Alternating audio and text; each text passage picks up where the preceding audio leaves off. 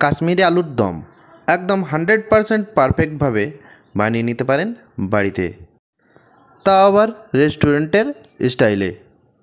এই ভিডিওতে খুবই সিম্পল টিপস অ্যান্ড ট্রিক্সের সাহায্যে আপনাদের সঙ্গে শেয়ার করব কাশ্মীরি আলুর দম রেসিপিটি।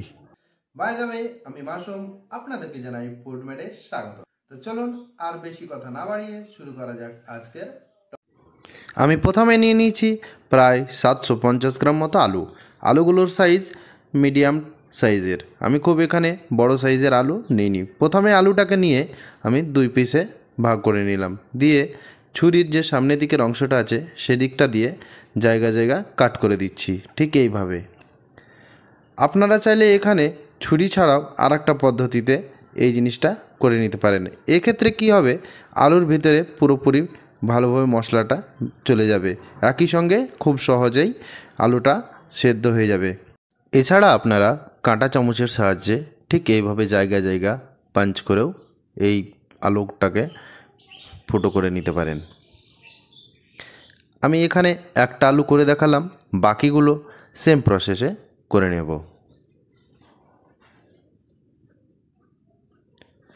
এবারে কড়াইতে সর্বপ্রথম দিয়ে দিব সামান্য পরিমাণে তেল দিয়ে কিছু কাজুটা একটু ব্রাউন মানে গোল্ডেন কালার হয়ে এলে এর মধ্যে দিয়ে দিব চালমগজ।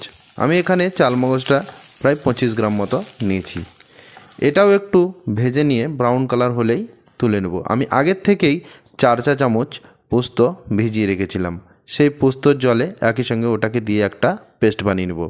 আমার যে তেল ছিল সেই তেলের সঙ্গে আরও কিছুটা তেল অ্যাড করে আমি দিয়ে দিলাম আলুগুলোকে প্রথমে দিয়ে 1 থেকে 2 মিনিট ভালো করে ভেজে নেব।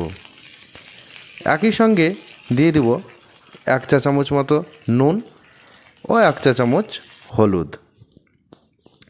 এই সব কিছু দিয়ে ভালোভাবে আলুটাকে কিন্তু ফ্রাই করতে হবে।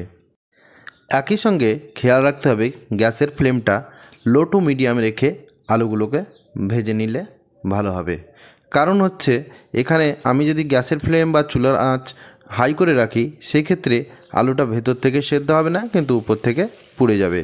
আমি কিন্তু এখানে দেখতেই পাচ্ছেন আমি মাঝে মধ্যে নেড়ে দিচ্ছি আর ঢাকনা দিয়ে দিচ্ছি। 5 মিনিট অন্তর অন্তর কিন্তু আমি ঢাকনা তুলে বারে বারে নেড়ে দিচ্ছি। এই করে আমি এই আলুটাকে প্রায় 80% মতো বয়েল করে নেব। আমি এখানে কিন্তু কোনো রকম জল ছাড়াই আলুটাকে পুরোপুরি তেলে ভেজে নিয়ে সিদ্ধ করে নিচ্ছি। এক্ষেত্রে আলুর দমের টেস্টটা অনেকটাই বেড়ে যায়। দেখুন প্রায় আমার 80% আলুটা ভাজা হয়ে এসছে। এইবারে আমি আলুগুলোকে তুলে নিলাম। একই কড়াইয়ে আরও কিছুটা পরিমাণ তেল অ্যাড করে দিয়ে দেবো 1 চা চামচ গোটা জিরেটা একটু ফ্রাই করে নিয়ে আগের থেকে আমি বেটে রেখেছিলাম পেঁয়াজ। এখানে আমি প্রায় 200 গ্রাম মতো পেঁয়াজ বেটে রেখেছিলাম। একই সঙ্গে দিয়ে দিলাম 2 চা চামচ আদা রসুন বাটা। এগুলোকে ভালো করে একটুখানি ভেজে নেব যাতে করে পেঁয়াজ ও আদা রসুনের গন্ধটা চলে যায়।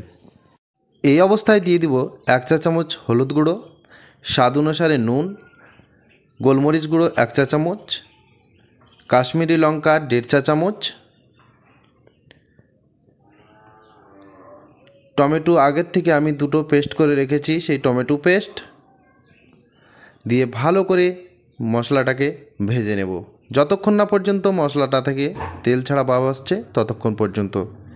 একই সঙ্গে দিয়ে দেব আমি আগের থেকে যে কাজু, পোস্ত ও চালমগজের পেস্টটা। এই সব কিছু দিয়ে আবারও ভালোভাবে মিক্স করে নেব। আবারও যতক্ষণ না পর্যন্ত তেল ছাড়া ভাব আসছে ততক্ষণ পর্যন্ত মশলাটাকে কিন্তু ভাজতে হবে। একই সঙ্গে নিয়ে নিলাম প্রায় 100 গ্রাম মতো টক দই। আমি টক দইটাকে ভালো করে ফেটিয়ে নিয়েছি। দেখুন এখানে মশলার থেকে একটা তেল ছাড়া ভাব আসছে। এই সময় আমি দইটাকে অ্যাড করে দিলাম। এই দইটাকে অ্যাড করে দিয়ে আবারও 5 মিনিট মতো ভালোভাবে মশলাটাকে দইয়ের সঙ্গে মিক্স করে দিয়ে দেব ঢাকনা। আমি এই ঢাকনাটা দিলাম 5 মিনিটের জন্য।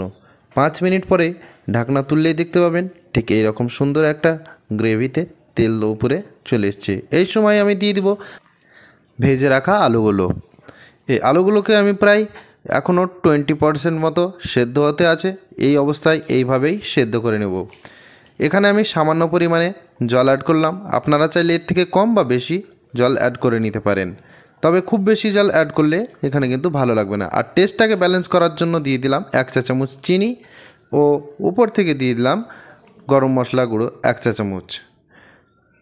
তাহলে রেডি আজকের রেসিপি আলুর দম। এই দমটি আপনি বাড়িতে রুটি, ফ্রায়েড রাইস, প্লেন রাইস দিয়ে ট্রাই করুন। আশা করি ছোট থেকে বড় সবারই পছন্দ হবে। ভিডিওতে দেখানো টিপস অ্যান্ড ট্রিক্সগুলো ভালো লেগে থাকলে অতি অবশ্যই আমার এই চ্যানেলটিকে সাবস্ক্রাইব, লাইক ও পাশে থাকা বেল আইকনটিকে প্রেস করতে ভুলবেন না, যাতে করে আমার দেওয়া নিত্য নতুন রেসিপির ভিডিও সর্বপ্রথম আপনার কাছে পৌঁছে যায়। আজকে এই পর্যন্তই, আবার দেখা হবে নেক্সট ভিডিওতে।